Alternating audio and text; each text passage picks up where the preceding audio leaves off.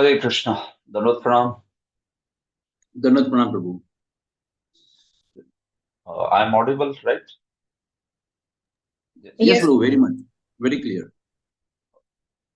Let's get started. Om Namo Bhagavate Vasudevaya. Om Namo Bhagavate Vasudevaya. Om Namo Bhagavate Vasudevaya. Narayanan Namaskritya Naran Chaiva Narottamam Devim Saraswatim Vyasam Tato Jayamudiraye. नष्टप्रायेष्वभद्रेषु नित्यं भागवत सेवया भगवत्युत्तमश्लोके भक्तिर्भवति नैष्ठिके कृष्णाय वासुदेवाय देवकी नन्दनाय च नन्दगोपकुमाराय गोविन्दाय नमो नमः। ॐ अज्ञानतिमिरान्धस्य ज्ञानाञ्जनशलाकया चक्षुरुन्मिलितं येन तस्मै श्रीगुरवे नमः। श्रीचैतन्यमनोभीष्टं स्थापितं येन भूतले सोऽयं रूपः कदा मह्यं ददाति स्वपदान्तिकं वन्देऽहं श्रीगुरोः श्रीयुतपदकमलं श्रीगुरून् वैष्णवांश्च श्रीरूपं साग्रजातां सहगणा रघुनाथान्वितं तं सजीवं साद्वैतं सावधूतं परिजनसहितं कृष्णचैतन्यदेवं श्रीराधा कृष्णपादान् सहगणा ललिता श्रीविशाखान्वितांश्च नमो विष्णुपादाय कृष्णपृष्ठाय भूतले श्रीमते भक्तिवेदान्त स्वामिन्निति नामिने नमस्ते सारस्वते देवे गौरवाणी प्रचारिणे निर्विशेष शून्यवादी पाश्चात्य देशतारिणे नमो महावदान्याय कृष्ण प्रेम प्रदायते कृष्णाय कृष्ण चैतन्य नाम्ने गौरत्विषे नमः। हे कृष्ण करुणा सिंधो दीनबंधो जगत्पते गोपेश गोपिका कांत राधा कांत नमोस्तुते तप्त कांचन गौरांगी राधे वृंदावनेश्वरी वृषभानुसुते देवी प्रणमामि हरिप्रिये वाञ्छाकल्पतरुभ्यश्च कृपा सिन्धुभ्य एव च पतितानां पावनेभ्यो वैष्णवेभ्यो नमो नमः। जय श्री कृष्ण चैतन्य प्रभु नित्यानंद श्री अद्वैत गदाधर श्रीवासादि गौर भक्त वृंद हरे कृष्णा कृष्णा कृष्णा हरे हरे हरे राम राम राम हरे हरे। सर्वशास्त्राब्धिपीयूष सर्ववेदैकसत्वर सर्वसिद्धान्तरत्नाढ्य सर्वलोकैकदृक्पद सर्वभागवतप्राण श्रीमद्भागवत प्रभो फलिध्वान्तोदितादित्य श्रीकृष्ण परिवर्तित परमानन्दपाठाय प्रेमवर्ष्यक्षराय ते सर्वदा सर्वसेव्याय श्रीकृष्णाय नमोऽस्तु मे मदेकबन्धो मत्सङ्गिन् मद्गुरो मन्महाधन मन्निस्तारकमद्भाग्य मदानन्द नमोऽस्तु ते असाधु साधुता दायिन् अतिनीचोच्चकारक हनमुञ्च कदाचिन्मां प्रेम्णार्थकण्ठयोस्फुर श्रीमद्भागवत महापुराणम की जय। Hare Krishna. So welcome all of you in today's session. So we will continue in today's session discussion from 11th canto, first chapter. So in these discussions, we are speaking uh, on the curse upon the Yadu dynasty. So in yesterday's session, we have discussed first two verses. There was some disturbance caused due to internet disconnection. So now I'm going forward. I'm hoping that this problem won't arise. Yeah. So in today's session, we wish to complete this section of uh, text 3 to 7, which is the section which is the section which is basically discussing about what was Krishna's thought, why he wanted to destroy his own dynasty. So from text third onwards now, first and second text, as you remember, we have seen that it is just Anuvada, it is just summary recounting of what Lord Krishna accomplished by his associates and also by through his own uh, pastimes of killing all these demons and all. So how he got rid of the burden of the earth. That was discussed in the first two verses. So now, after this burden of the earth in terms of the demons or the demoniac kings, that was taken care and the burden was removed. So now, what was Lord Krishna's thought? What was on his mind? That is being spoken in text third onwards. So let us discuss this.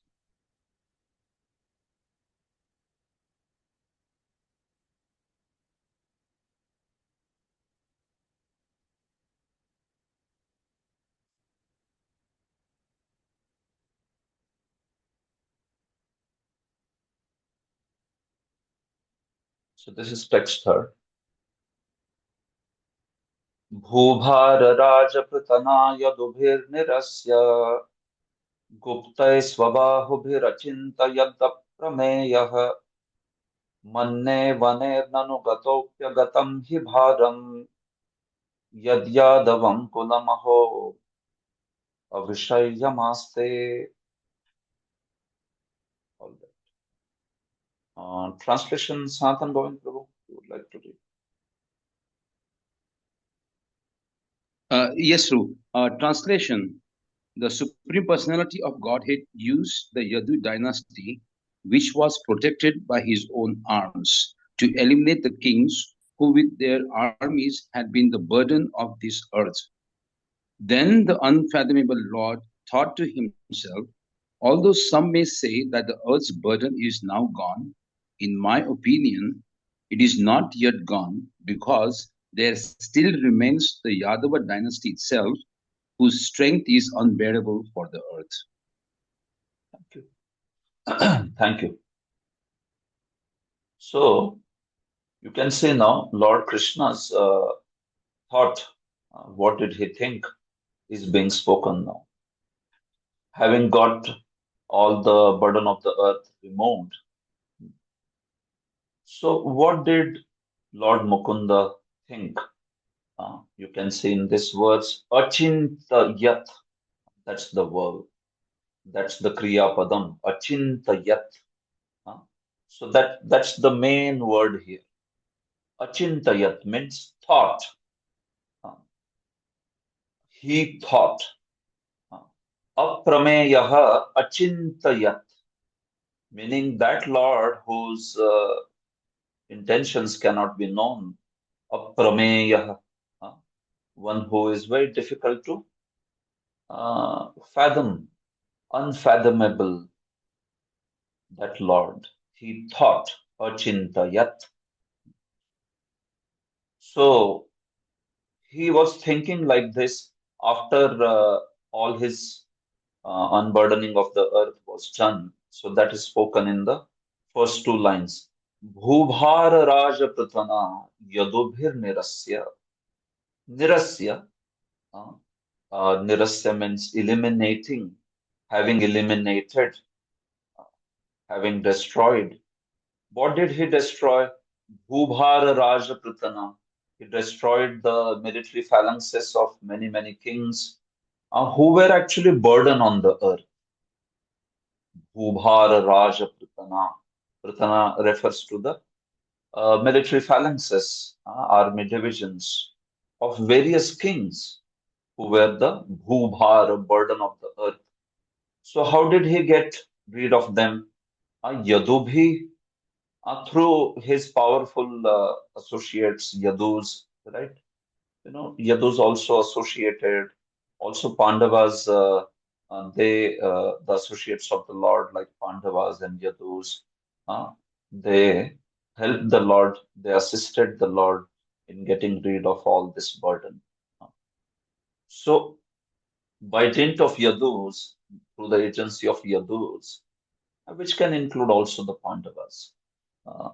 So, Lord got rid of all the demoniac kings, military phalanxes. Those Yadus are qualified by two words. Swabahubhir Guptaihi.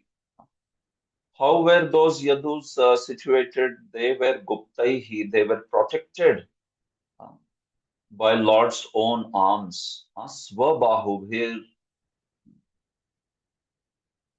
So you can see they were protected by Lord's Svabahubhir.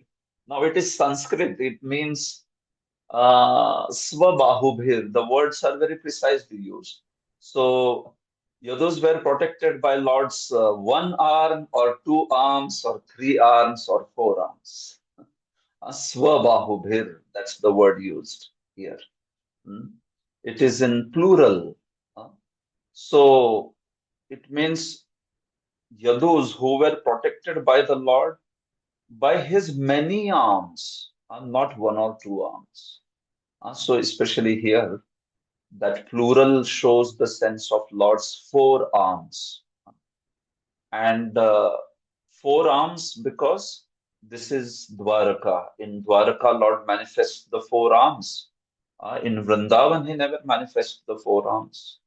But in Dwaraka, he manifests the four arms. In Dwaraka also, he has Dvibhuja form many, many times. But sometimes he manifests the four-armed form also, the Chaturbhuja Rupa.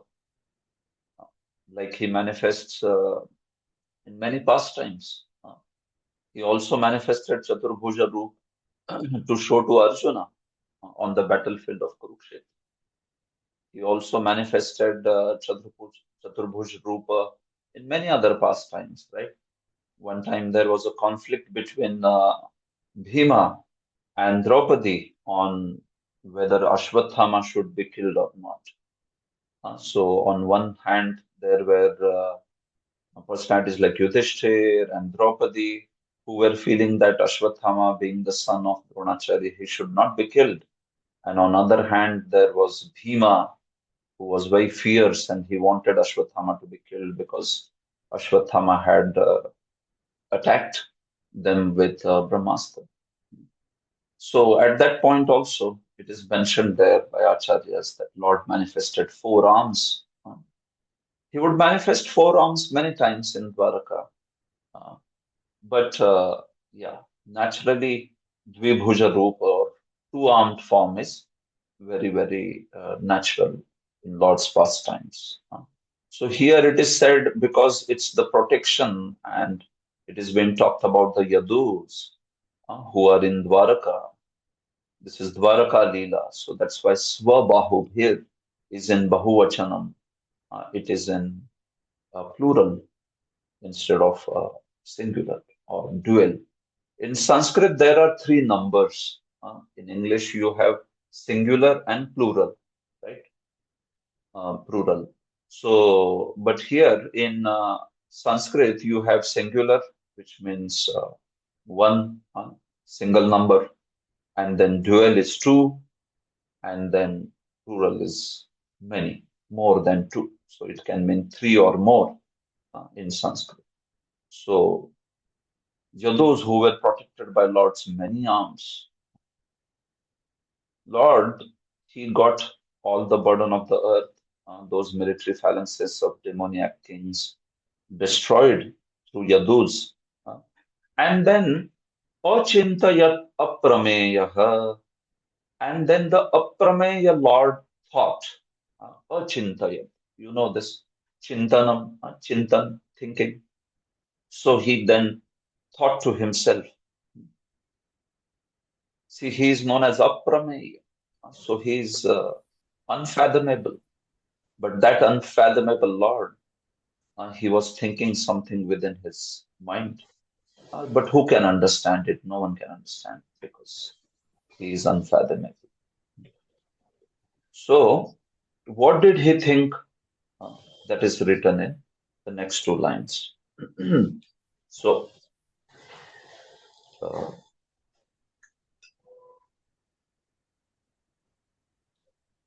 yeah. Manne vaner nanu gatopya gatam hi bharam. So, manne, I think, I consider that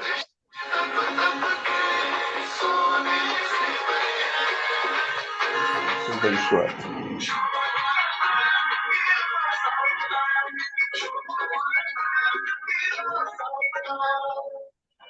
संगत जी, श्री गुरु ग्रंथ साहिब जी को जब मैंने पूरा पढ़ा तो मुझे कहीं भी ऐसा नजर नहीं आया जहाँ औरत का देवीदासी मच्छी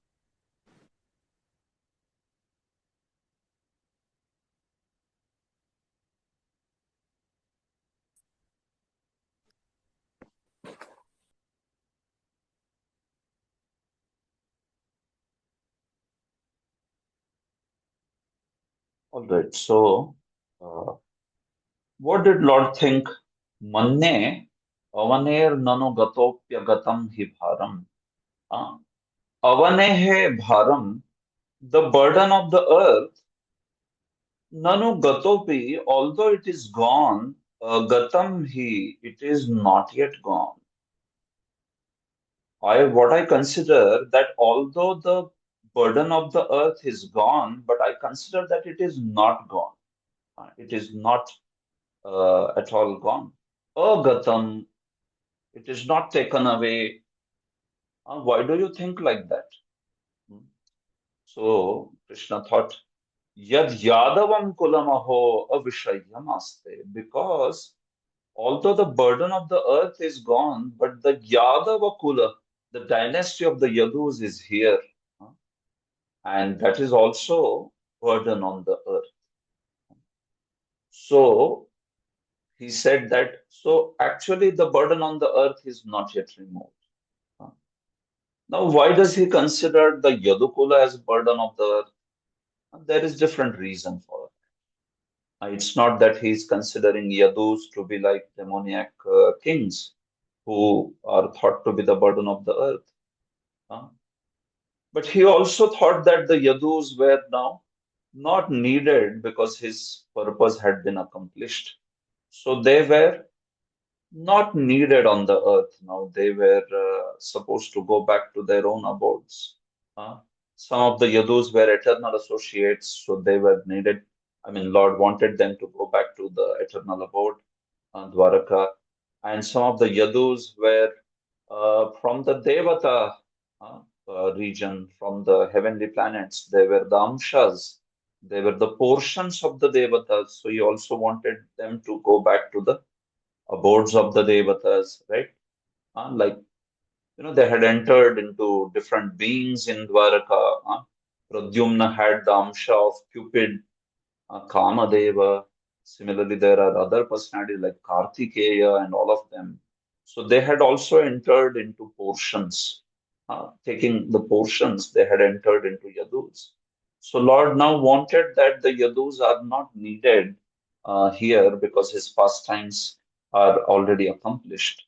So in that sense, he thought that these powerful Yadus are here. So although the burden of the earth is gone, but still this particular Yadu dynasty is here, and they are avishayam. Avishayam means that their strength is unbearable. So they are still here. So I have to arrange that the Yadus are also taken away from the surface of the earth. So this is what he thought to himself.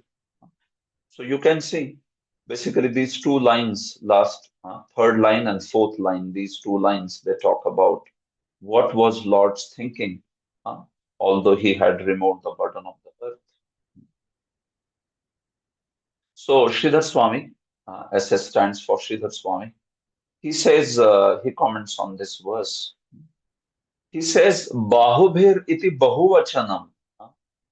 We talked about this while explaining the verse also. Bahubhir, by his many arms, is actually plural. So, bahuvachanam, anekvachanam, that means that many, many arms. So, that here basically means four arms. Vastutash chaturbhujapi prayena, meaning that Yadus were protected by Lord's four arms. Chaturbhuja Rupa. So we discussed about this. Lord manifests this Chaturbhuja Rupa in Dwaraka, in places like Mathura and Dwaraka. He never manifests this Chaturbhuja Rupa in Vrindavan. It is always Dvibhuja Rupa. Dvibhuja, Narakriti Parabrahma, it is said. That's the original form of the Lord. like that. Especially in Vrindavan. In Dwaraka, he can have that form, 400 form. And of course, in Vaikuntha, he has 400 forms, as Lord Narayana or all the other rupas, all the other forms, this way. Srila Swami further says, Nanu evam Krishnas chikirshati iti jnatva katham tasmai yadva na duhyanti sma tatraha aprameyah pramatum ashakyah. So, nanu, an objection is being raised now. So, you remember there are 5 steps, right? We talked about it. 5 steps of analyzing the text. So, now you can see how that objection is raised here. Sridhar Swami raises the objection, akshepa, by the word nanu. So, if Krishna was thinking like this, suppose, what was Krishna thinking? Krishna was thinking that, oh, the yadus are still there and I have to get rid of the yadus. I have to arrange to take the yadus back to their destinations, back where from they came from, back to those places. So if evam Krishna chikirshati, if this is what Krishna desires to do, so then why is that Yadavas, they did not oppose him? Yadava na duhyanti. Yadavas, if Krishna was thinking like this, that he wanted to destroy all the Yadus on the pretext of the curse of the Brahmanas, why did the Yadus not oppose him?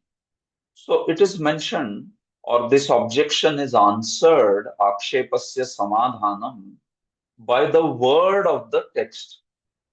What is that word aprameya? So it is mentioned that, well, he is aprameya. That's why who can understand his intentions? Who can understand Krishna's intentions? The pramatum ashakyaha literally means that you cannot fathom only Krishna's plans. Pramatum ashakya. Miti in Sanskrita means calculation or deciphering something. But Krishna cannot be deciphered. Krishna is very difficult to fathom. So that's why he is known as Aprameya. So this Aprameya Lord, who can understand his intentions? So even the Yadus did not understand his intentions. What was he planning to do now with them? What was his arrangement to take them back to his abode? Even the Yadus did not know. Nobody knew. Who can understand Krishna? So this point is very important. We have to understand that Krishna and his plans are very difficult to understand. One may understand something about it, but one cannot understand it fully. We just have to have that faith in Krishna's plan, that Shraddha is needed, that he is my greatest well-wisher. We may understand it, we may not understand it. Nahyasya karhichit rajan puman veda viditsitam yad vijidnyasaya yukta muhyanti kavayopihe. Even Bhishma Dev says that, right? Or even we see that in first canto, the Dharma, personality of religion in the form of bull, he also says that. Apratarkyat, anirdeshat, iti keshu api nishchayah, in the 17th chapter of first canto. And he says also that Lord is apratarkya.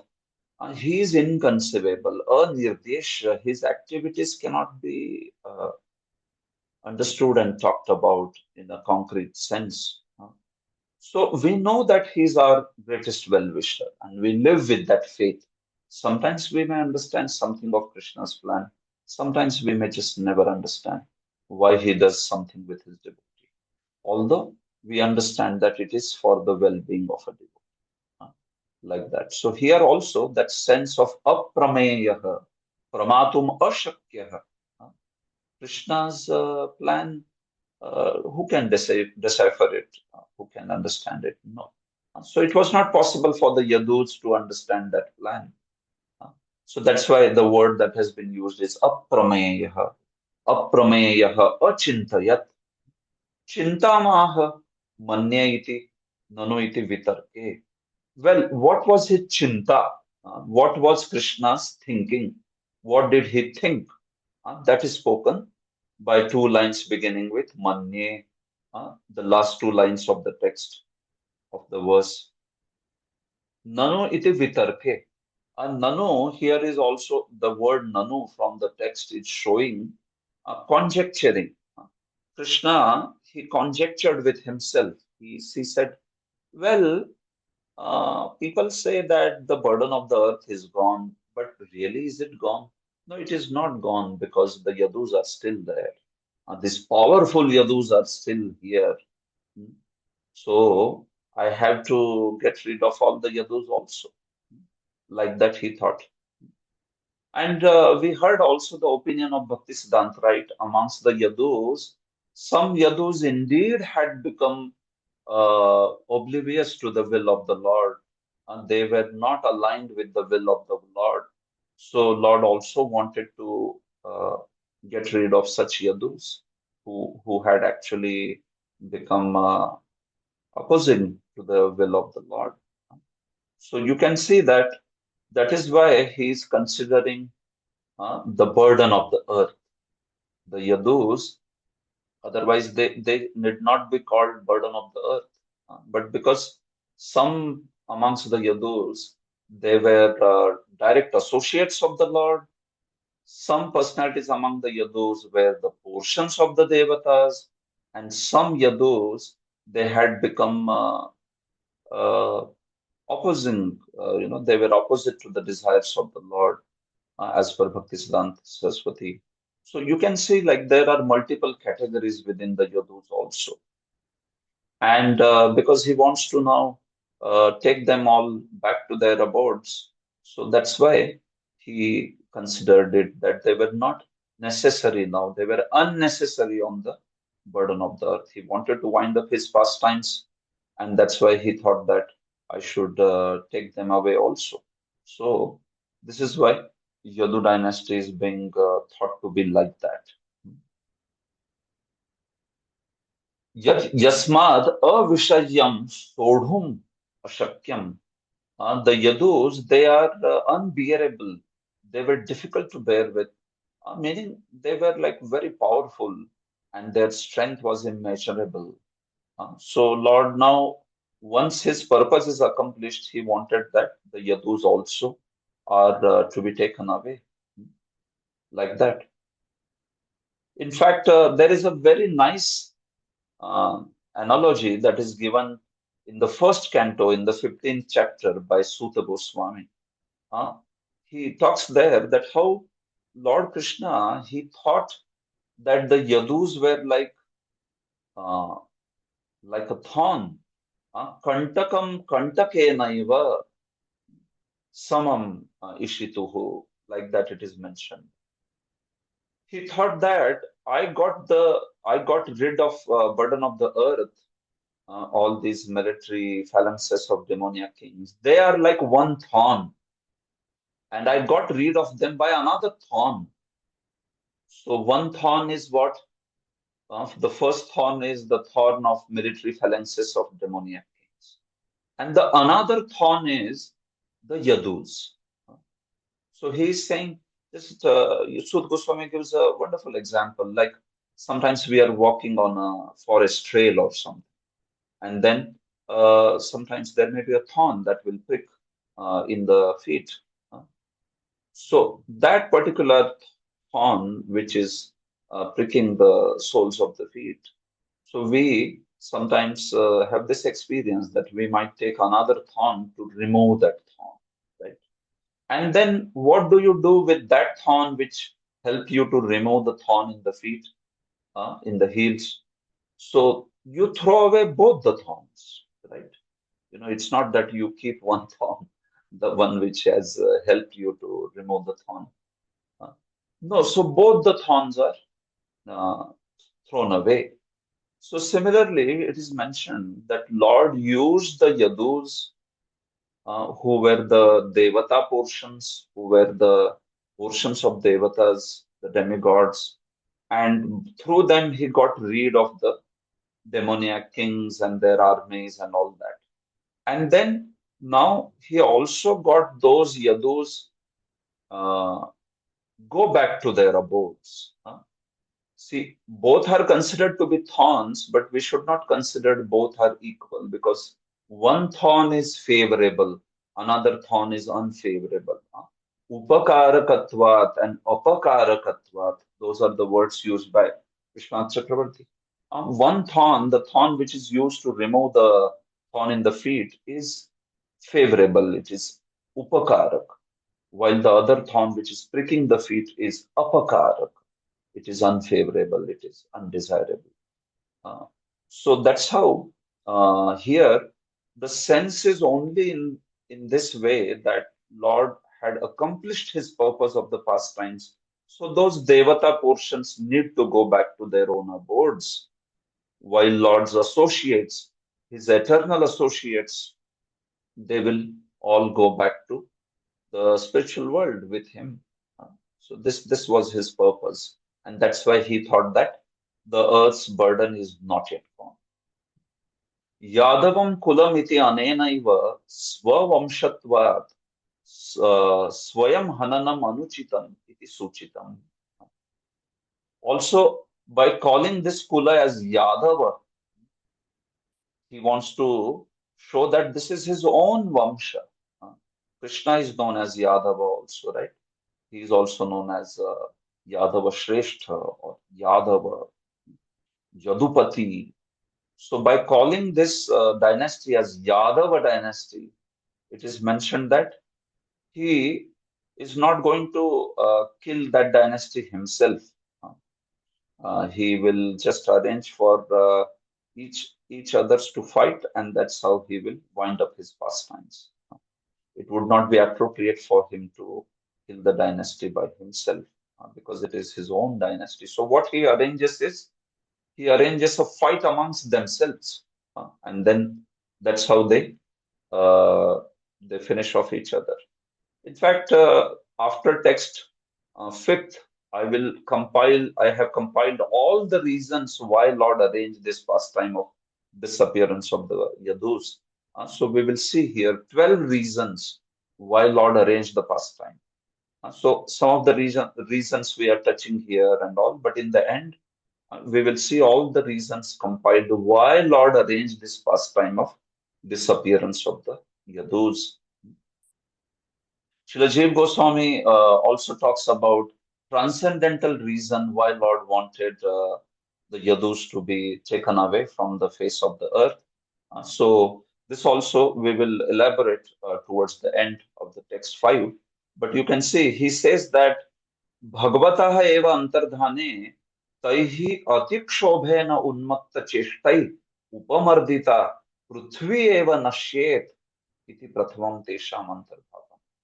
Why did Lord want to take the Yadus first, or first Yadus should disappear and then he should go?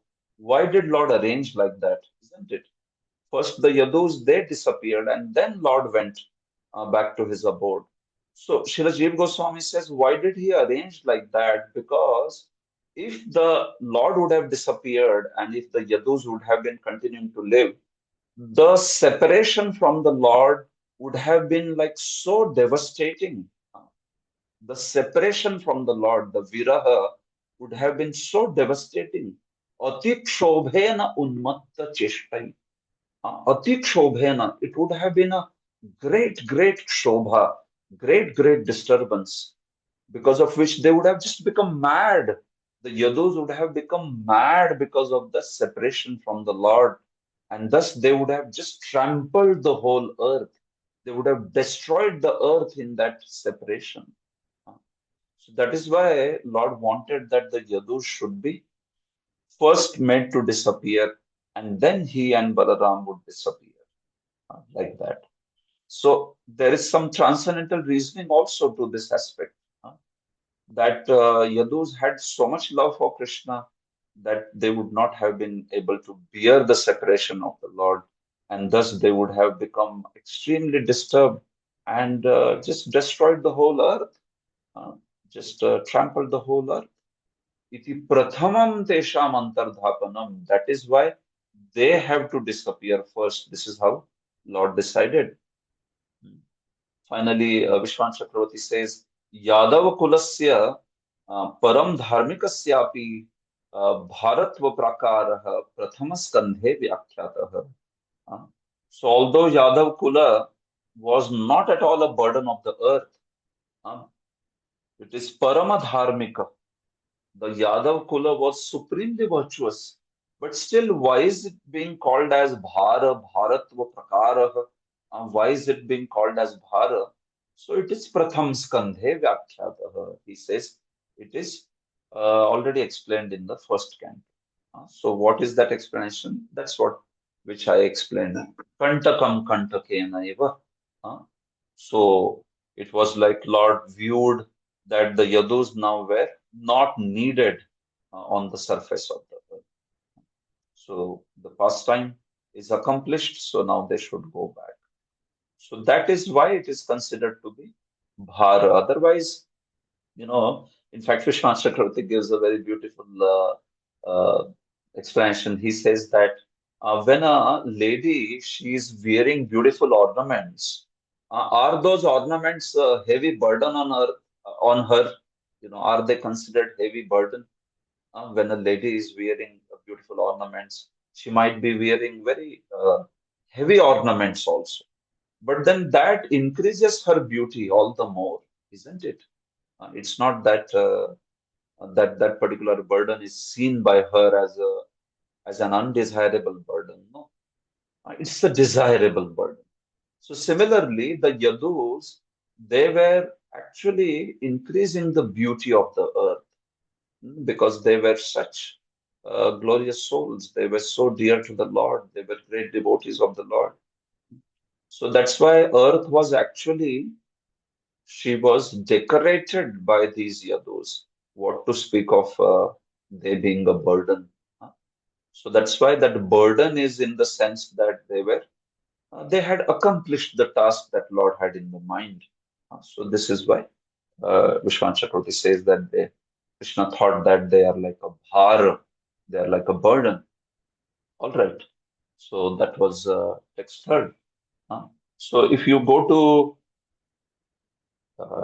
the disciples of Prabhupada, you can see that. Yeah. So in purport, they have talked about Bhaktisiddhanta's opinion on this, that how Lord considered that all the military burden, the burden of the military phalanxes of the atheistic kings, that was over. But then now Lord saw that his own family members were also a burden. So Bhaktisiddhanta Saraswati says that Lord Krishna could detect that there was further danger from the irreligious activities of his own family members who were acting improperly. So Lord could see or detect that contamination within the Yadus also. So again, you please understand that it is not contradicting anything. So some contamination was also manifested like that. Some of the Yadus were Devata portions, others were the eternal associates. So all these various conditions or categories are being addressed by the commentators. So that's why, although in the eyes of the world, the members of Lord's own dynasty are always worshipable, Lord Krishna detected that by their intimate associate with him, some members of the Yadu dynasty had become indifferent to his will. So some had become indifferent. And that's why he wanted them to destroyed this way. The rest of the points that they speak, they are already covered in the commentary that we've seen. So this is how. All right. So we proceed now to the text 4.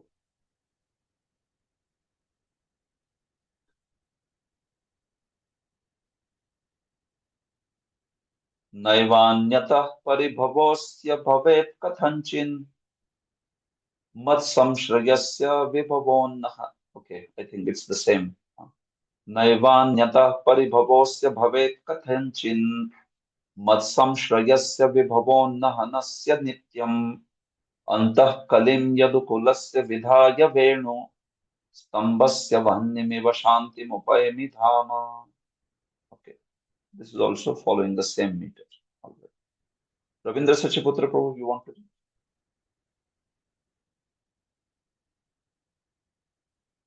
You have to unmute, Prabhu. Okay, now you cannot unmute. Yeah, just. So we will have to take care that all of you please keep yourself unmuted because you keep yourself muted because I do want you to participate in the reading of the text or anything else. But then if you are not muted, then it would disturb the whole class also. So we want the participation also, but at the same time, please as soon as you complete what you are asked for, you can immediately mute yourself. Hare, All right. So, Hare yes, Krishna Prabhu. Prabhuji. Dandavat Pranam. Dandavat Pranam. Lord Krishna thought no outside force could ever bring about the defeat of this family, The of Yadu this, dynasty. the Yadu dynasty, whose members have always been fully surrendered to me. And and are unrestricted in their opulence. But if I inspire a quarrel within the dynasty, that quarrel will act just like a fire created from the friction of bamboo in a grove. And then I shall achieve my real purpose and return to my eternal abode. Hare Krishna. Yeah. Thank you, Prabhu. So you can see Lord Krishna's thought, Lord Krishna's intention is further spoken in this verse also. What did he think? So he thought to himself that Naivanyata paribhavosya bhavet kathanchin. These yadus are so powerful that anyataha paribhava na bhavet. Paribhava means defeat. So these yadus cannot be defeated by anyone else. Anyataha, no. It is not possible that they can be defeated by anyone else. So then I only have to arrange for their own defeat because they cannot be defeated by anyone else. Why they cannot be defeated by anyone else? Because mat samshrayasya, because they have taken perfect shelter of me and they are surrendered unto me. Mat samshrayasya. And vibhavon nahanasya, because they have taken shelter of me, their opulence is constantly increasing. Vibhava unna hanasya. It means that they are constantly increasing in their opulence and their power, their opulence, their prowess, physical prowess, mental prowess, everything. Nityam vibhavon nahanasya. They are constantly increasing in their strength. They have taken my shelter. So who can defeat them? Asya yadukulasya anyataha paribhava na bhavet. This yadukula will never ever get defeated by anyone else. So that's why what should I do? Krishna thought to himself, Antah kalim yadukulasya vidhaya. What I will do is I will cause an internal quarrel. I will cause internal discord. Antah kalim. So by doing this, Venustambasya Vannimiva. And just like there is a forest of bamboo, there is there are like a lot of bamboo plants in a grove, in a forest. So what I'll do is I will also in that manner I will cause internal discord, and just like the bamboos, they burn themselves because of the friction that is caused. The air is the cause of that friction. So I will act as the air, Krishna is thinking. So what does the air do? The air causes the friction of the bamboos, and then there is a great forest fire, and then that forest fire, we see that it International very strict. that particular forest fire causes that the whole Forest is burnt. I heard he is a very So strict. this is how.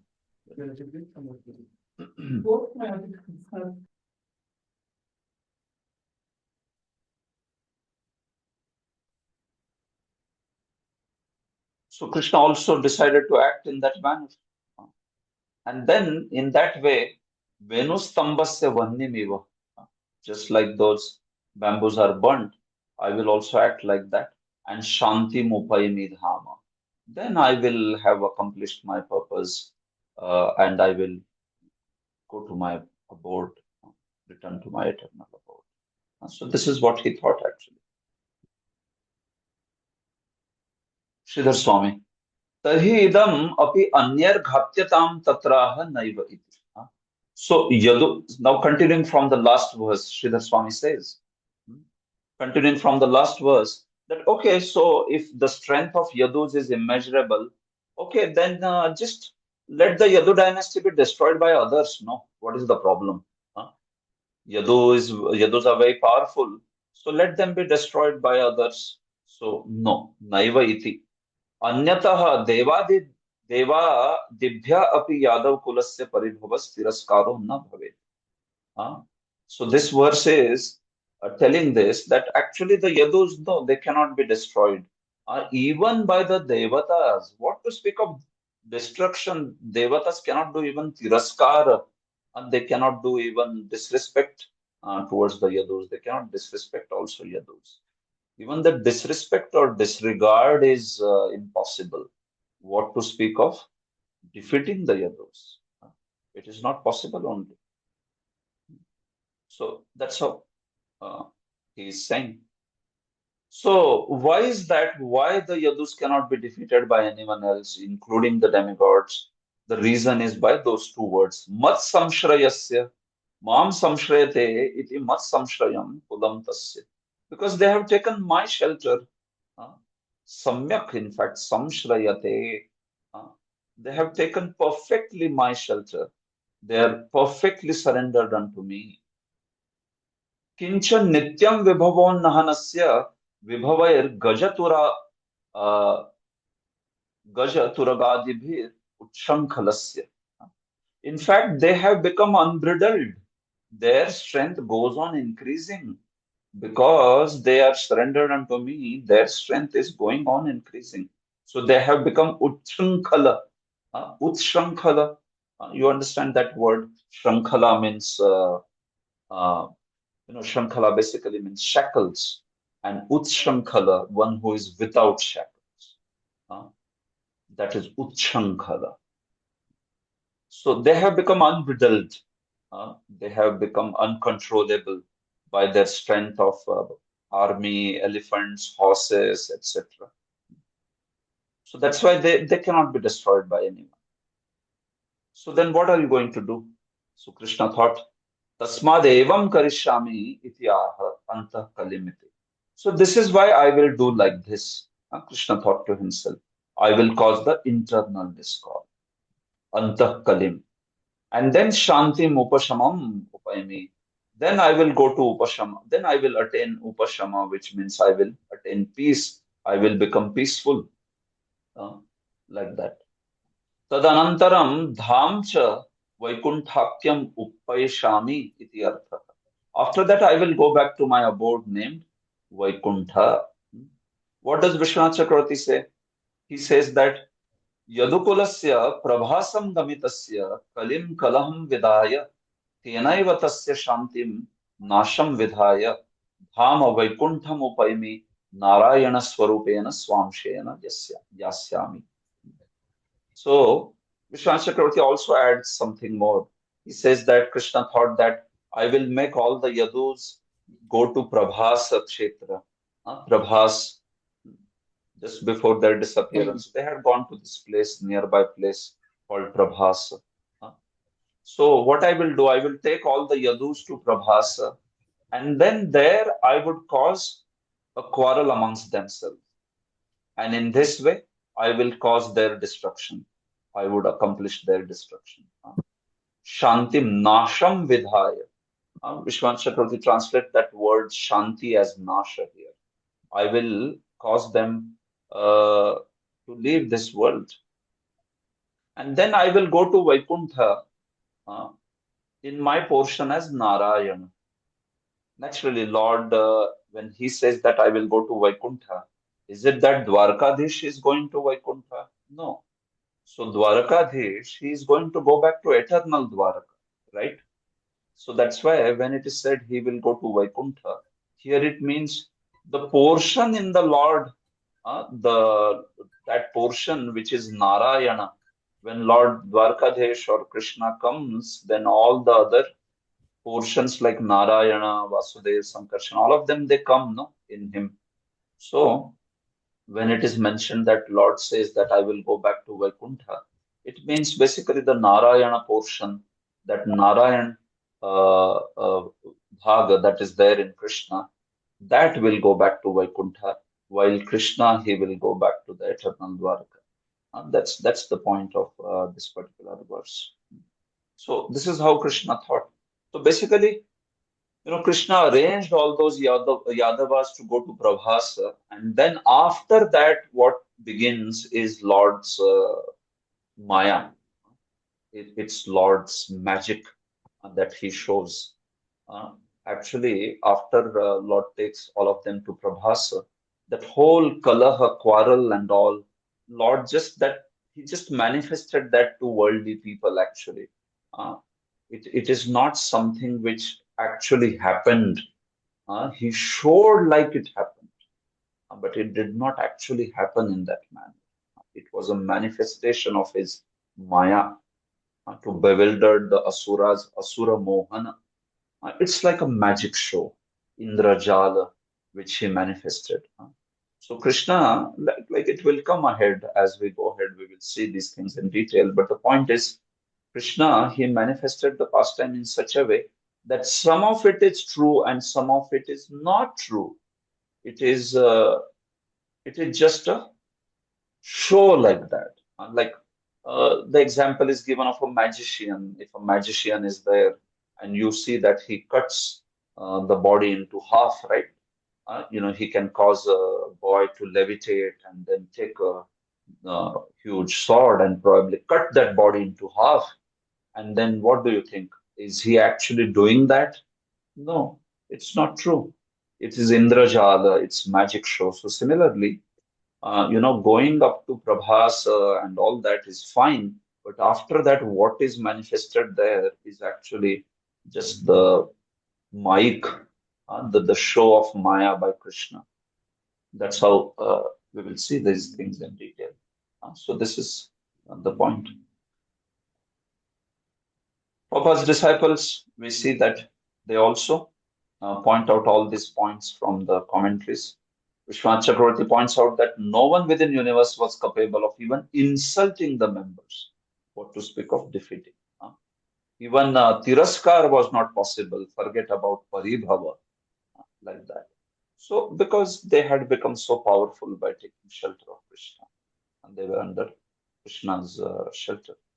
Bhaktisiddhanta Saraswati points out that ordinary people hearing of adventures of Yadu family might think that heroes of Yadu dynasty are as worshipable as Krishna. In other words, people polluted by Mayavad philosophy might see the Yadu dynasty as being on the same level as Krishna. So now, even to defeat Mayavad, Krishna arranged the pastime in this manner. Even the Yadus cannot be equal to Krishna. Bhaktisiddhanta Saraswati says various reasons why Lord has manifested this pastime in such a way that he wanted to make sure that even the Yadus should not be seen as equal to Krishna because they are also devotees of Krishna. They cannot be equivalent to Krishna. But because they are as worshipable as Krishna, or they are independent and powerful like Lord, so some people, they might develop such an idea of Mayavad. So in order to defeat this ideology that somebody can surpass Krishna or somebody can be equal to Krishna, also for that purpose Krishna arranged for the destruction of Yadu dynasty. Okay, so those are some additional reasons. which, as I said, I have compiled in the end. After text 5, we will see all these reasons. Evam vyavasito rajan satya sankalpa ishwarah shapa vyajena Damodar, pranam sanchahre swakulam vibhuhu. Okay.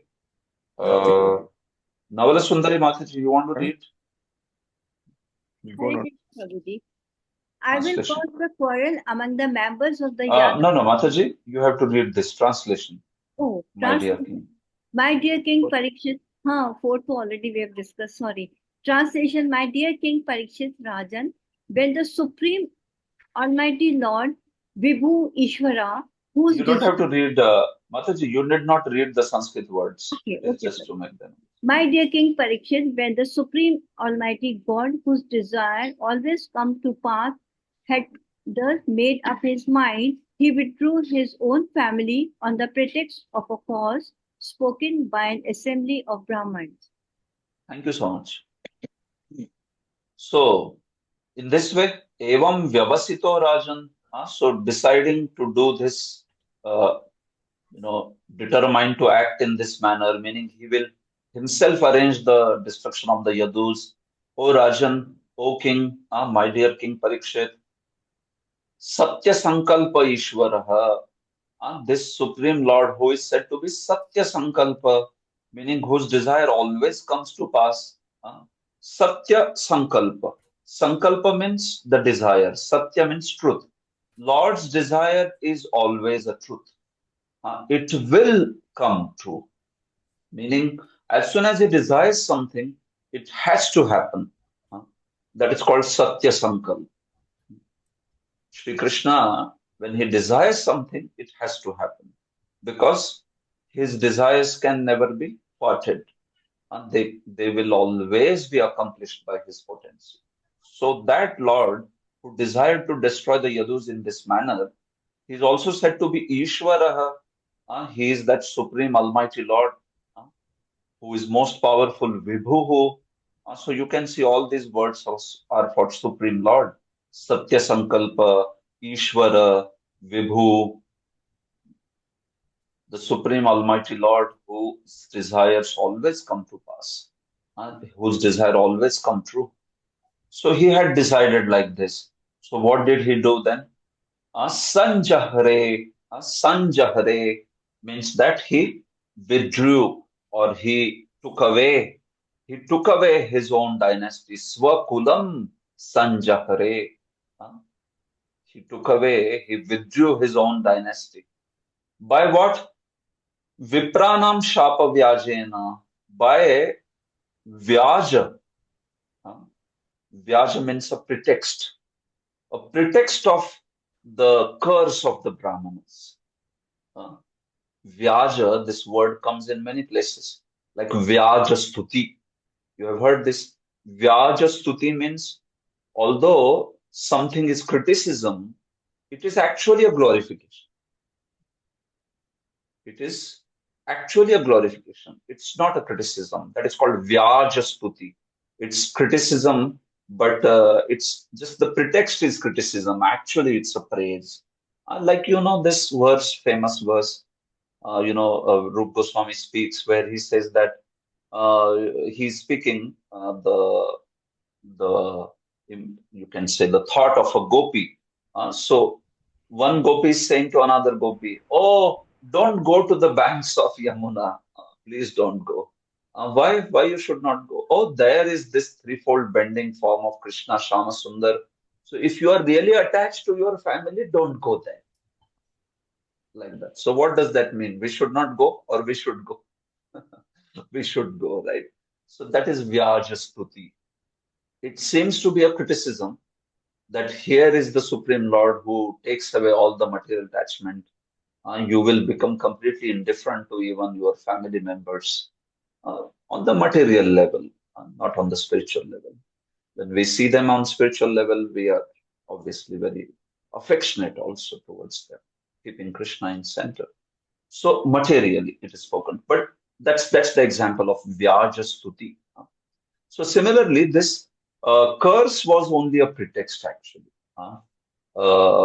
that was basically just an arrangement that the Yadus should be taken back to their own destinations this way. So that's the point. So there's not much commentary to this verse. It's a quick one. Sridhar Swami, Vyavasitaha Krita Nishchayaha. Lord decided that this is what he wants to do. This is his desire now. He was determined to do it. Meaning basically he made that nishchaya. He made this resolve that yes, I am going to now destroy the Yadus like this. And that's why Sanjahare, which means Upasamritavan, he withdrew his family in this manner. Like that. Vishwanath Chakravarti says, Shapa Vyajena Vipranam iti Brahmana Mahatmya Prakhyapanam api ekam atra prayojanam iti bhava. See, by making the pretext of curse of Brahmanas, Lord also accomplished one more purpose through this Leela. What was that? Brahmana Mahatmya Prakhyapanam. Lord wanted to declare the greatness of the Brahmanas. By showing how the Brahmanas should not be disrespected. The great sages, they should never be disrespected. This also was his purpose. He wanted to show their greatness. And that's why he arranged the whole episode in that manner, right? Personalities like Narada and personalities like, Bhrigu and all the great sages, they were offended by the Yadus. So Lord is showing this, that we should never offend the Brahmanas. We should never offend the great sages. Otherwise, we will be doomed. So this was also one of his intentions in this arrangement, to show the power of or greatness of the Brahmanas. So finally, to conclude, in these texts, the various reasons you can see of destruction of Yadu dynasty by the Lord. So 12 reasons you can talk about.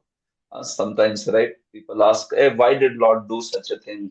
Why did he destroy the Yadus? So you can see now these all reasons, they have been spoken in various parts of the commentaries by Sridhar Swami, Vishwanath Chakravarti, Jiva Goswami, Bhaktisiddhanta Saraswati, all of them.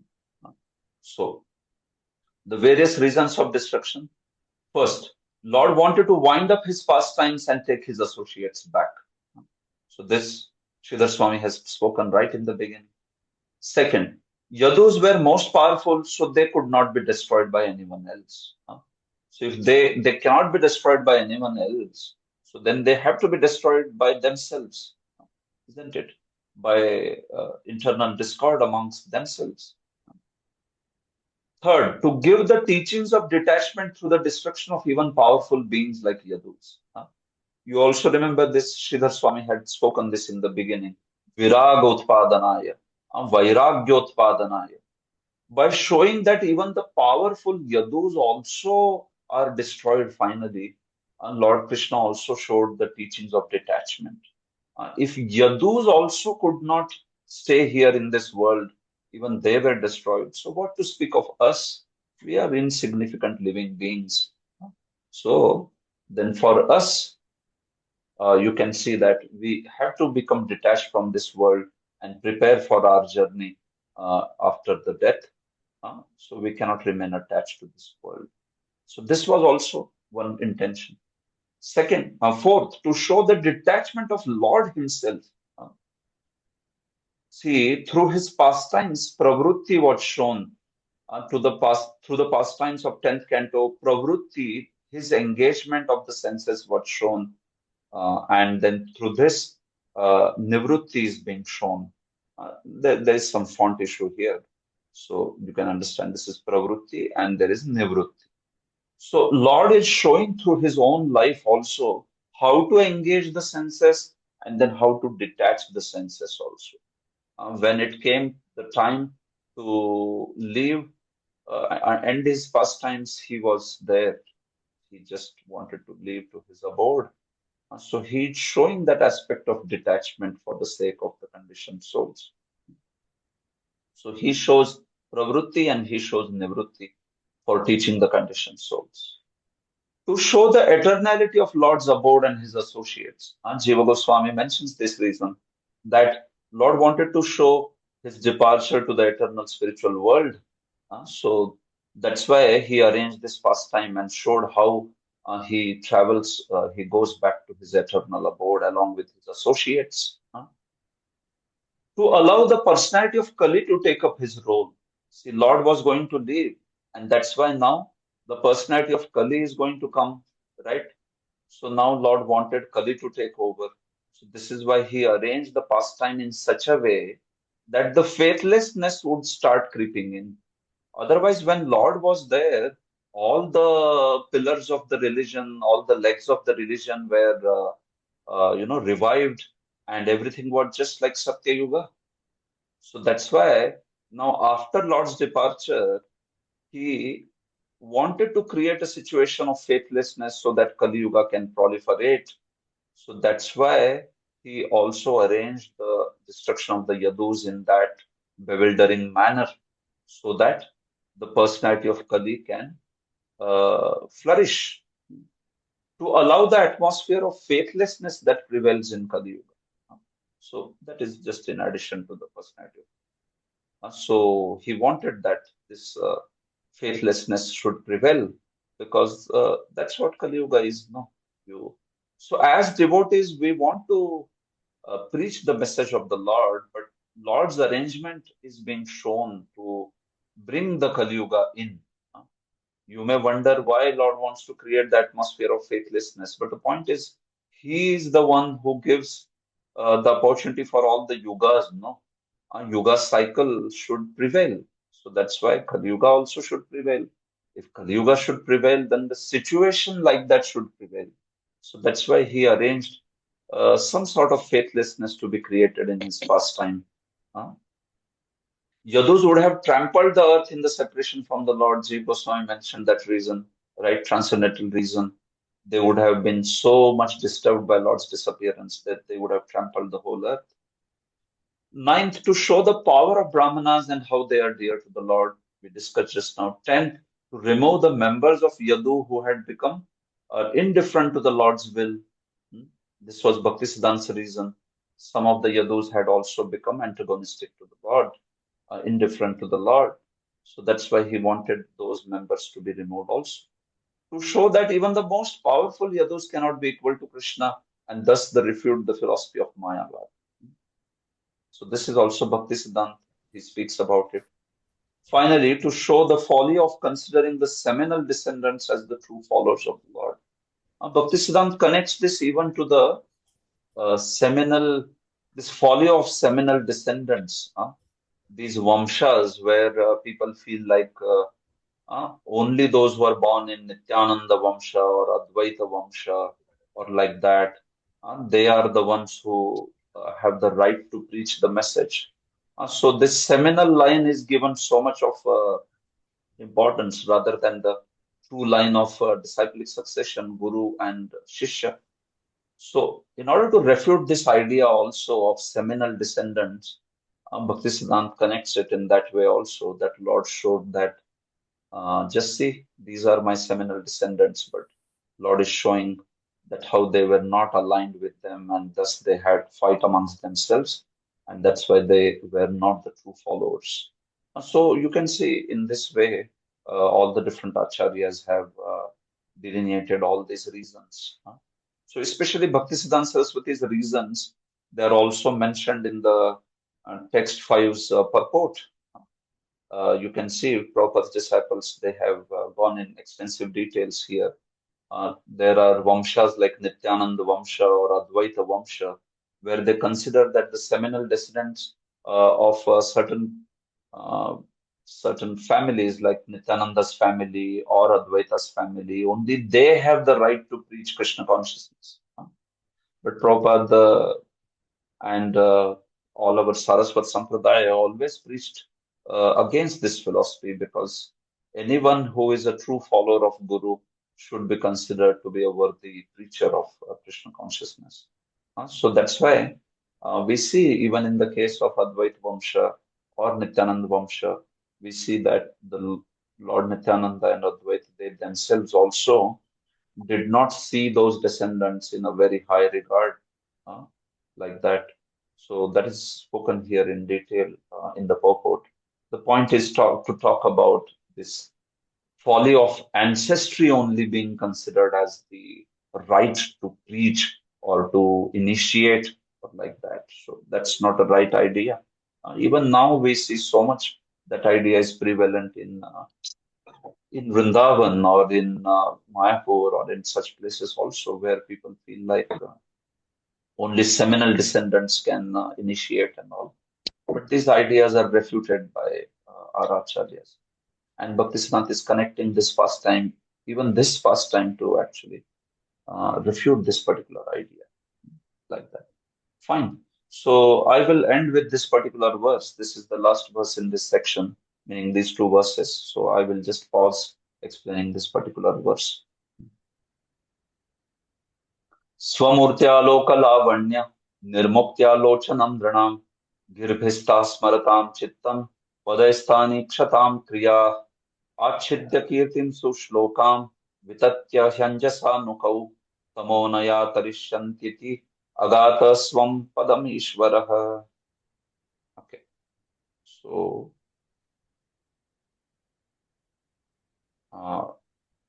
Madhavendra Puri Prabhu, you can read. Are you in a position to read? I hope you are keeping well, a little better. Yes, Prabhu. Okay,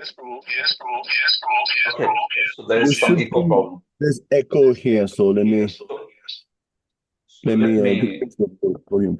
The Supreme Personality of Godhead, Krishna, is the reservoir of all beauty.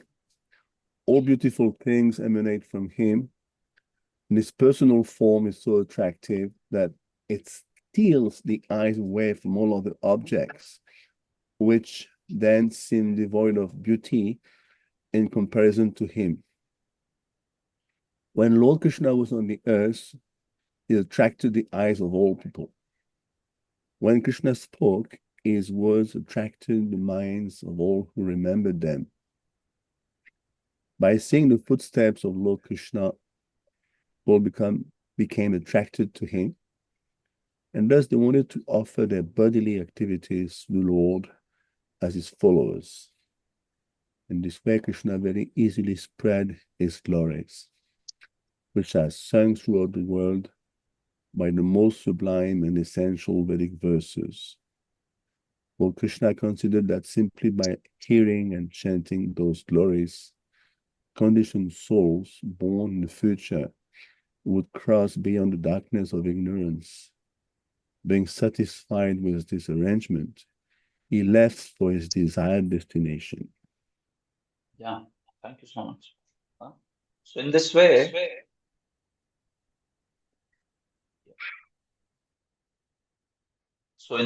we see that Lord, he accomplishing this purpose, he left to his abode. See, he's like sort of summarizing this. Shukadev is summarizing the whole thing. And then Parikshit asks questions and then he speaks elaborately how this happened. So that's how it is progressing. Otherwise, you may feel like, okay, so it's over. No, not like that. It's just that he's summarized it and said that, so this is how Lord arranged everything. And then he went back to his abode. So then Parikshit asks questions and then there's elaborate discussion on how this whole thing was accomplished. Yeah. So, but the point here is that Lord's mercy is being summarized. Swamurtya loka lavanya nirmuktya. By his form, Lord's form, Swamurti, is said to be local lavanya nirmukti. A very beautiful explanation. Lord's form was so much wonderful, so beautiful, that he liberated the beauty of the material world. It is mentioned like that. His Swamurti is local lavanya nirmukti. You liberate the beauty means what? You make it disappear. Right? Like somebody is very, very beautiful, and then you see that someone who is unlimitedly beautiful, then that person comes in and stands next to that. So then what will happen? This person's beauty is finished, right? It's gone. What is the beauty? Because now someone who is so much more beautiful is standing there. So similarly, when Lord appeared in this world, his form was so beautiful that it appeared like this world does not have any beauty only. Loka lavanya nirmukti. And this whole world became devoid of any beauty, actually, which means that there was just no comparison of this world's beauty with Krishna's beauty. In fact, the other way we can understand is by Lord's beauty, this world becomes beautiful, isn't it? That's how we understand, actually. This world becomes beautiful by Lord's beauty. Huh? So that is also another meaning of this word, Loka Lavanya Nirmuktya. Huh? That Lord made the whole world beautiful, actually. Huh? So the point is, one's personal beauty is nothing in compared to the Lord. But when one becomes his devotee, when one accepts him as the Lord and Master, then the person also is beautiful.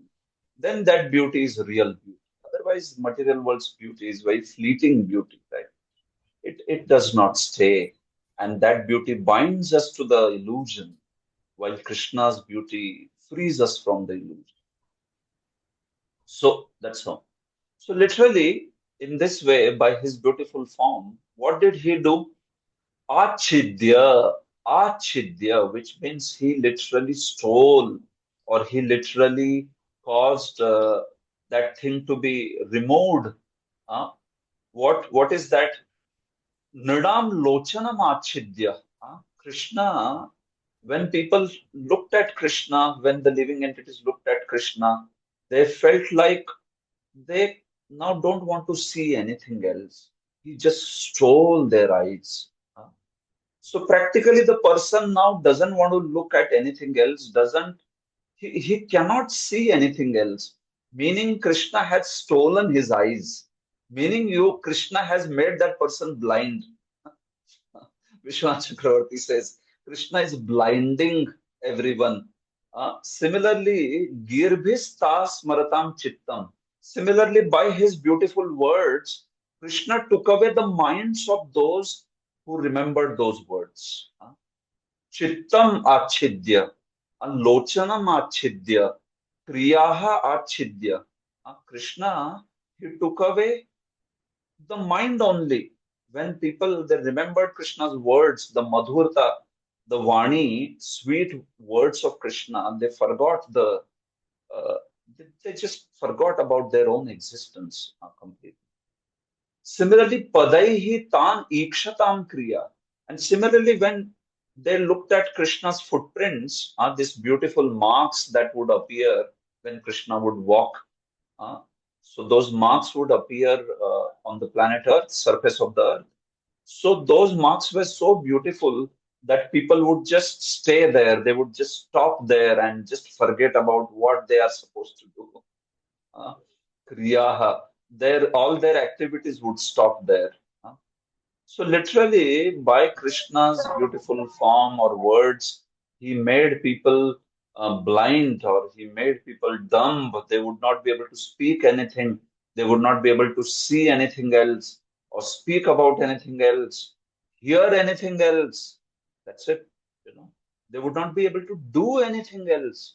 So Vishwanath Chakravarti says, what kind of merciful Lord is this? He's making people dumb, deaf, and paralyzed.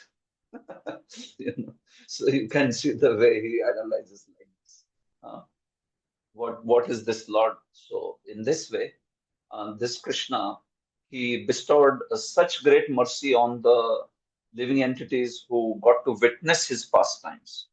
And what about those who did not get to witness his pastimes? How was he merciful to them? So that is spoken in the third and fourth line. Kirtim sushlokam vitatya yanjasa. So he also expanded his fame through all his devotees and through the sages. And through this fame, Anjasa Anaya Tamo Tarishanti. All the future generations, they will be able to hear this fame, chant this fame of the Lord, and thus they will be very happily able to cross over the ocean of birth and death. Thinking like this and accomplishing this purpose, this Lord went back to his own abode. So you can see Krishna's mercy to not only the people who existed and got to witness his pastimes, but his mercy to even the future generations is being spoken. Uh, He manifested such pastimes which not only enchanted the hearts of all those who got to witness them, but also the future generations, if they hear those pastimes, if they chant those pastimes, even they will be able to happily cross over this birth and death. The same result can be achieved, the result which was achieved by those who got to witness Krishna's pastimes. So this is the mercy of the Lord that is being spoken by Shukadev. And this is the Lord who has delivered, Arvachin and Prachina, both generations, the Prachin, ancient generations who got to witness, and Arvachina, all of us, the future generations, by giving the beautiful accounts of these pastimes through the devotees and through the sages, through the scriptures. So this is the point of this particular verse. So you can see we have addressed only this idea. So I will now finish this commentary very quickly. Sridhar Swami says that Tadevam avatar prayojanam sarvam sampadya. So in this way, accomplishing all the purpose of his appearance, Lord went to his own abode. This is spoken in 2 verses, 6 and 7. He accomplished all the purpose. He accomplished the purpose of taking back the Yadus and taking back all the associates and also giving the future generations this Krishna Katha, like that.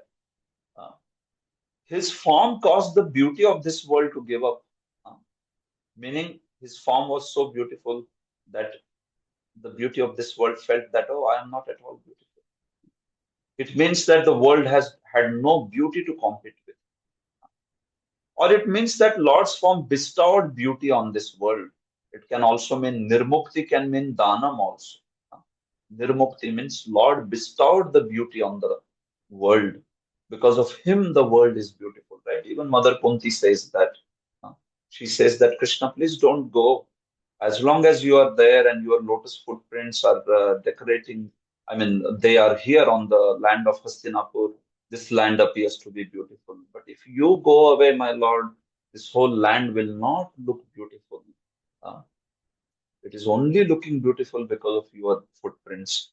So in this way. So that's how. So by the beauty of that own form, Lord Krishna attracted or pulled the eyes of the men, eyes of all the human beings. It means that they lost their tendency to see anything else. Similarly, for the words, he stole the minds of those who remembered those words. Similarly, by his lotus footprints, he stole the activities like walking of those who saw those footprints. If somebody saw Krishna's footprints, they would just continue there looking at the beautiful footprints of Krishna. So this is it. So basically what it means is this. Sarvesham chakshuradi pravrutti svaika nirthaha kritva iti arthaha. For all the living entities that were present, he just made all the functions of senses, such as eyes, completely devoted to him. Sva eka nishtha. The function of the senses, he just made them devoted to him. And not only that, for the deliverance of those living entities who will be born later in the future, he expanded his fame, which is glorified by the poets in beautiful verses. Sushloka Kirti. He desired that let them transcend the material existence easily. And that's why he kept his fame through the scriptures, through the through the devotees and all these different accounts of Krishna's pastimes, through the poets and everybody else. After this, the Lord went to his own abode. Vishwanath Chakravarti, we spoke about this idea while I was explaining the verse itself. He stole the eyes, mind, and everything. So thus he made the people blind, dumb, deaf, and madmen. How do you call him merciful? Can you call such a person merciful? He is a great thief. He is stealing things like this. But this is called as Vyaja Stuti, criticism indicated. This is Vyajastuti actually. In fact, he was most merciful to everyone.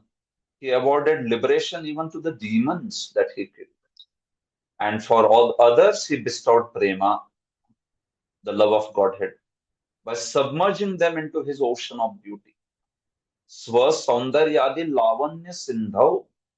See, his Sindhu, it is ocean of charming qualities like his beauty and his beautiful voice and his beautiful Sukumar. He is very, very soft.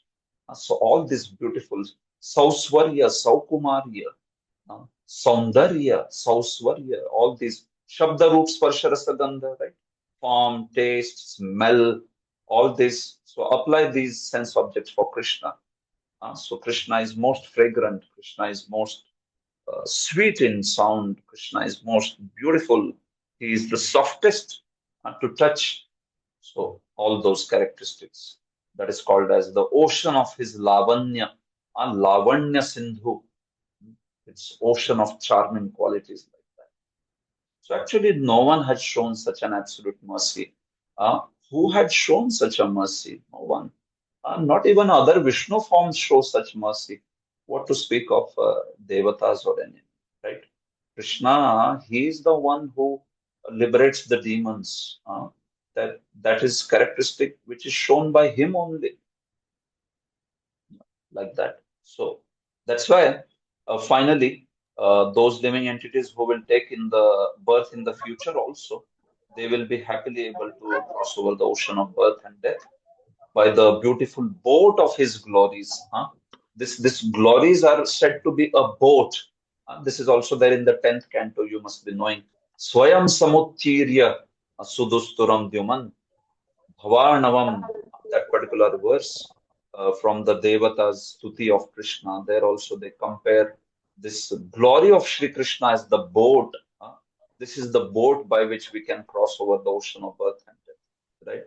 And this boat is so amazing that once somebody takes this boat and crosses over the ocean, the boat again appears on this end, from the end which it has crossed.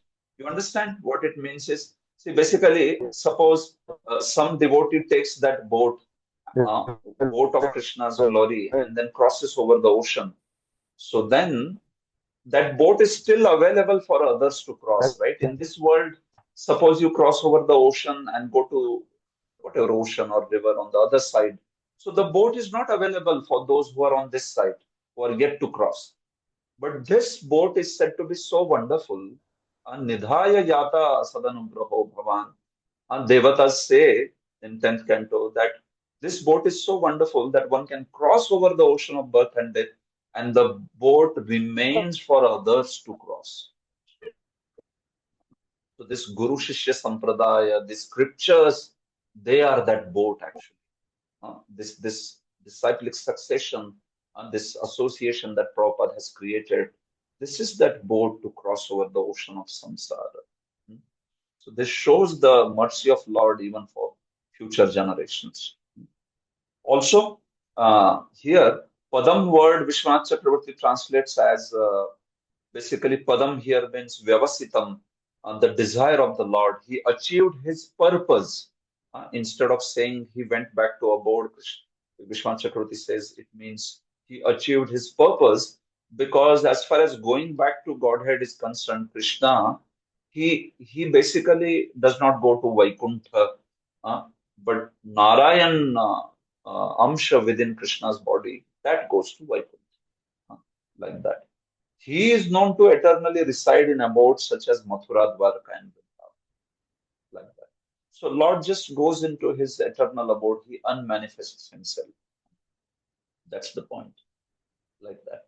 That is why Vishwanath Chakravarti compares that he's compared to sun and fire, which continue to exist, although they seem to disappear in one place, right?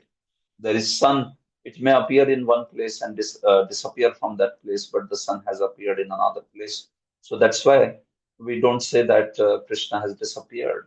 No, it is just that he has joined his eternal pastimes. So he will be performing pastimes in some other abode Just like sun appears in one place, disappears from there, but then again appears in another place. Or fire also. In one place, the fire may be exhausted, but that fire can again be immediately kindled by rubbing of the two sticks or like that. The fire is only unmanifest. The fire is there, always manifest. It's just matter of rubbing the sticks and then, again that fire may be generated. So similarly, Lord is always present, but the point is He manifests and unmanifests. That's all. That's the point of this verse. So that is all we had in this particular discussion. So thank you very much for joining in this session. And we have completed this first section of Krishna's intention and how Krishna decided to destroy the Yadus. So now we can pause here. And if you have questions, you may stay back. Granthra Srimad Bhagavatam ki jai. Srila Prabhupada ki jai. Thank you so much. Hare Krishna. So anyone has questions, they may ask. Mahaseva Prabhu, yeah. Hare Krishna, Prabhuji, Dandavat Pranam. Prabhuji, thank you for the wonderful class. Prabhuji, regarding this question, regarding this point, that Lord is even the Yadu dynasty devotees, they are not, they cannot be considered like equal to the Lord. That point, basically. So I have this question, which is like both are related in two parts. One is like the same. Basically, I will say this is Tattva Gyan, and the same logic applies to Vrindavan also. Although Lord in Leela, He allows His Sakhya, His friends like that, or gopis, but actually the Lord is Lord. Correct, Prabhu? Yeah, true, Prabhu. It is true. So the point of Bhaktisiddhanta Saraswati, where he says that the lesson is to show that nobody can be compared to the Lord, not even the Yadus, no, nothing of that sort. So that is certainly on the philosophical part, Prabhu. In fact, if you go by rasa, then the aspect of Lord is so much that what to speak of being equal, Krishna accepts a position where he is always defeated by his devotees, right? So that's the aspect of rasa, Prabhu. So this is completely from the Tattvic side. In fact, Vrindavan is the land where Lord is defeated on this. He just wants to show that he is inferior to his devotees everywhere. Sometimes they joke like this in Vrindavan. They say, Hare Krishna, Krishna Krishna, Hare Hare. So they say, like those of you who understand Hindi will understand, that they say it's not Hare Krishna, it's Hare Krishna, because Krishna just is defeated in Vrindavan. He is Hare Ram, he is just defeated everywhere. You take any rasa, Dasya, Shanta, Dasya, Madhurya, Sakhya, Vatsalya, he is just defeated. So that's how, bro. This is more from Tattvic side. Extending the same point. Extending the same point. Is it equal? Extending this.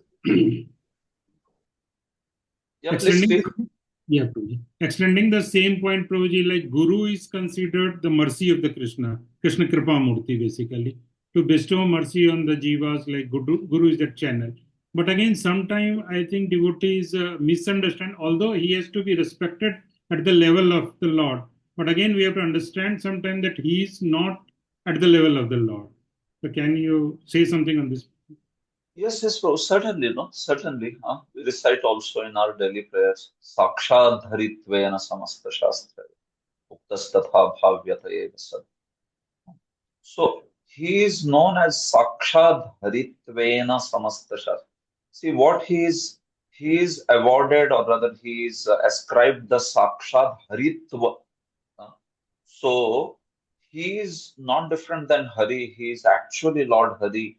Like that is spoken. But then immediately Kintu Prabhor Yaha Priya Eva Tasya. Kintu, but is applied. But we know that he is not Hari. Kintu Prabho Yaha Priya Eva Tasya. He is only dear to Hari. He cannot be Hari. Although before Sakshat Hari, the word is being used. Sakshat Haritva is the word exactly, which means the ness, the Hariness, so Sakshat Haritva.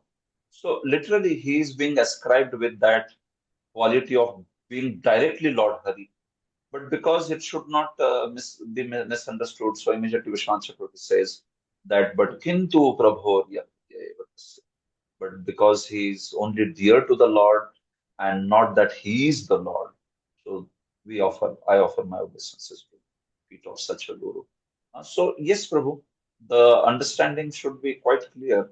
One knows that the only way I can attain Krishna's mercy is through Guru, Yasya Prasada Prasado, that he understands. But if one starts equating Guru and the Lord, or through the following of instructions, that kind of sense is coming out, then that will be Tattva Vibhrama. Then one is bewildered about the truth. So we have to understand Krishna's position that nobody can take that, and not even Guru can take that. Just that aspect of that Tattva should not cause also a lack in subservience of Guru. So although we know that nobody can be equal to Guru Krishna, but then Guru is that personality through whose mercy we can attain Krishna, like that. So yeah, fanaticism is always undesirable, right? Who considered Guru to be like just like any other living entity, Guru Shu Narapati, Guru Shu Naramati, that is also hellish intelligence. And on the other hand, to consider Guru to be like just like Supreme Lord is also Mayavad, also Mayavadi tendency. So one has to know that position very well, and that's why Shastras are needed. That's why the right understanding is needed. So people tend to go to extremes here. That is true. Thank you very much, sir. Hare Krishna. Thank you. Hare Krishna.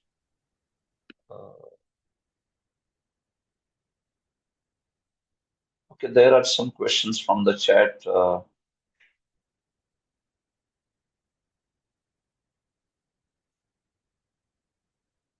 How did Krishna use yadus, who are compared to the thorn, to remove the thorn stuck in the legs, like Kauravas or other demons and all that? So, how is it? Is it through by army fighting in Kurukshetra or something else? Yeah, basically it is through all these various purposes, like the yadus also themselves help Krishna, no, to fight with demoniac personalities like Jarasandha, right? So we know that the Jarasandha, he attacked 18 times.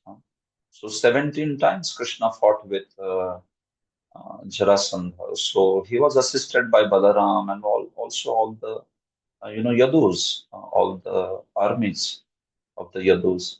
Similarly, there were these other people like Shalva, right, and also many other demons, where Lord accomplished it by through yadus this way. Also, as I said, by yadus here, also Pandavas may be included. Through Pandavas, he got rid of all the demoniac kings in the battlefield of Kurukshetra. But of course, he did not arrange Pandavas' disappearance in that manner. But basically, the point of he using that agency of yadus, so it is basically meaning that he used all these personalities to get rid of the demons, right? So Balaramji helped in getting rid of so many demons. Similarly, while fighting with people like Jarasandha or Paundraka or like that, all the yadus assisted him, isn't it? The yadus also assisted in the Kurukshetra war, and there were people like Satyaki and all who were again yadus, but then they also helped.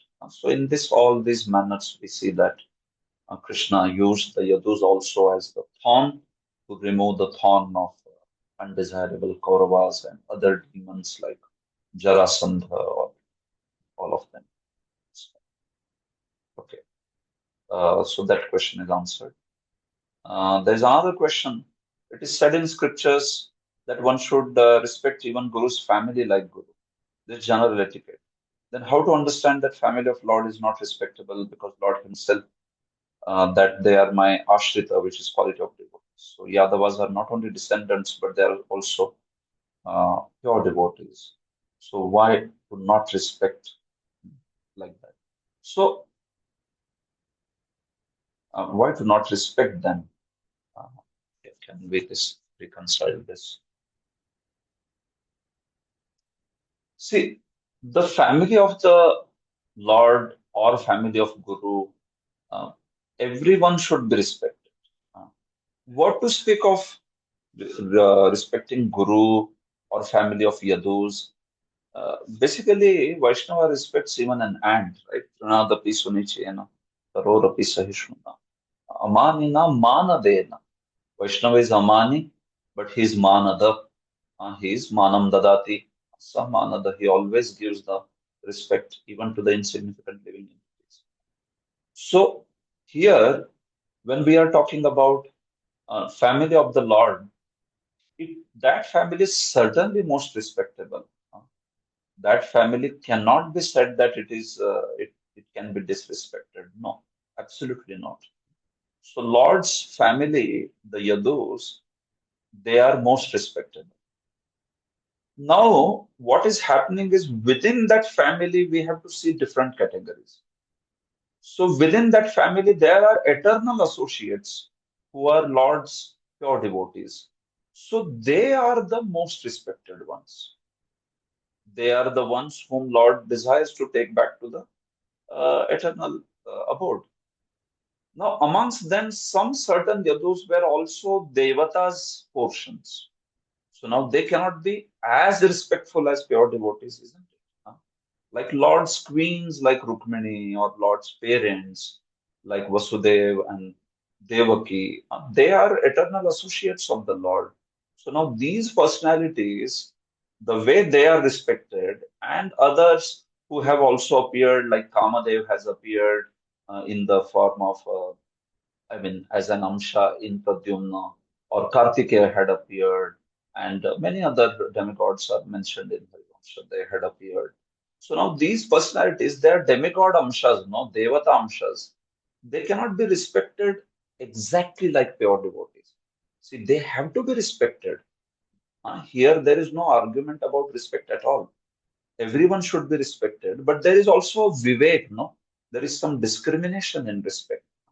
So, the way Lord's eternal associates are treated, that's not how he treats the Devatas. And certainly some other Yadus who also were part of Lord's pastime, but they were not respectful towards the Lord. They had developed in different attitude, as Bhaktisiddhanta Saraswati says. So they were, in fact, they would be put on a even lower category than this. You understand? So within the Yadus itself, there are categories, and we have to respect them accordingly, like that. Like when Lord's pastime ends, it's not that all the Yadus went back to spiritual world. No, only the eternal associates, they went back to spiritual world. Those who were the portions of Devatas, they went back to those Devatas. Those portions merged back into Devatas. So they are going to heaven, actually. They are not going to go back to the spiritual world. So their destinations are also different. And then the way they are viewed by the Lord is also different. The way Lord views his eternal associates is different. And the way he views his Devata portions is different. Although he respects everyone, and we also respect everyone, but then the way he is dealing is different. That's why the Yadus who were Devata portions, they are said to be more like thorns, that way. Thorns in the sense that they are not needed now. The Lord's Leela was over. They were given the opportunity to participate in Lord's Leela, and that's it. Their task was over. Uh, Lord did not love those Yadus like he loved his eternal associates. Some of the eternal associates, like Vasudeva, Devaki, many others, like queens of him, personalities like Satyaki. So this is what is the meaning of that particular thing. Okay, so everyone should be respected. Lord is also respecting everyone, but the way he is dealing is different because of different categories in that manner. So we also, uh, take that Bhaktisiddhanta's point of seminal descendants. That's why I said, like, as Vaishnavas, we don't disrespect anyone. All those Goswami Vamshas or Advaita Vamsha and Nityananda Vamsha, we offer our utmost respect to them. But the ideology is a problem. If someone feels that only the Jat Gosais, the caste Goswamis, or those Nityanand Vamshis and Advaita Vamshis, only they can preach, only they can give initiations. That ideology is what Bhaktisiddhanta is addressing. So we don't disrespect the personalities, we disrespect the ideology. We don't accept that ideology of seminal descendants to be being seen as the Supreme. I think now it's quite clear. Hare Krishna. Okay. So, all right. Anyone else wants to ask anything or comment anything? Prabhu, just one administrative question. Next Thursday, Friday, will we be having class? No, see, I have put the schedule of the whole course there, so you can see it has the holiday calendar also. You in the same Google Drive, I have pasted all the schedule. I think I posted it on the group also, so you can see, Prabhu. There are no classes now for the next week. I mean, I think almost 3 or 4 sessions are holiday. You can just take a look. At least in next week, they are not there. Certainly. Okay, Prabhu. Thank you so I have much. put this. So next Thursday, Friday, no classes of 11th cantos. We meet only after the festivals are over.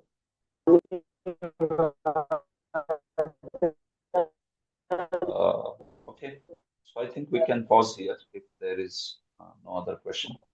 So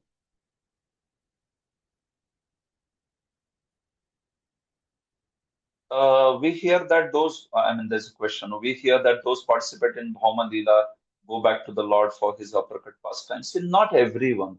You have to know this. You have to understand it more subtly. That's a generic idea, but not that everyone goes. See, in Krishna's pastime, those who participate, only those who purify their heart fully and become pure devotees, they will go back to Krishna's abode.